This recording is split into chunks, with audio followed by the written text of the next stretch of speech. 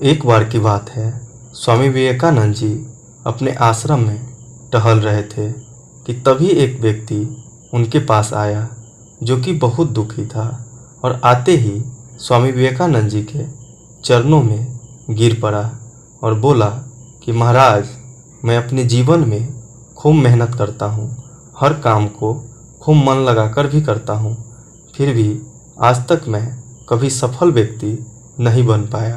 उस व्यक्ति की बात सुनकर स्वामी विवेकानंद जी ने कहा कि ठीक है, आप मेरे इस पालतू कुत्ते को थोड़ा देर तक घुमा कर लाएं, तब तक आपके समस्या का समाधान ढूंढता हूँ। इतना कहने के बाद वह व्यक्ति कुत्ते को घुमाने चला गया और फिर कुछ समय बीतने के बाद वह व्यक्ति स्वामी विवेकानंद जी के पास वापस लौट आया। तो स्वामी विवेकानंद जी ने उस व्यक्ति से पूछा कि यह कुत्ता इतना हाँफ क्यों रहा है, जबकि तुम थोड़े भी थके हुए नहीं लग रहे हो, आखिर ऐसा क्या हुआ है।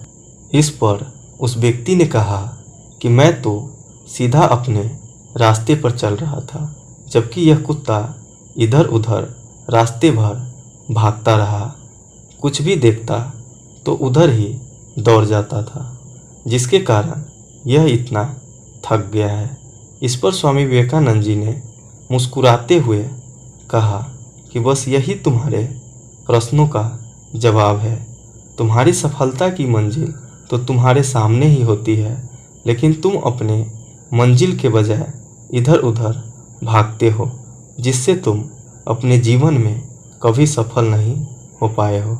यह बात सुनकर उस व्यक्ति को समझ में आ गया था कि यदि सफल होना है तो हमें अपने मंजिल पर ध्यान देना चाहिए। इस कहानी से हमें यही शिक्षा मिलती है कि हमें जो करना है, जो कुछ भी बनना है, हम उस पर उतना ध्यान नहीं देते हैं। दूसरों को देखकर वैसे ही हम करने लगते हैं, जिसके कारण हम अपने सफलता के मंजिल के पास होते हुए भी दूर भटक जाते हैं।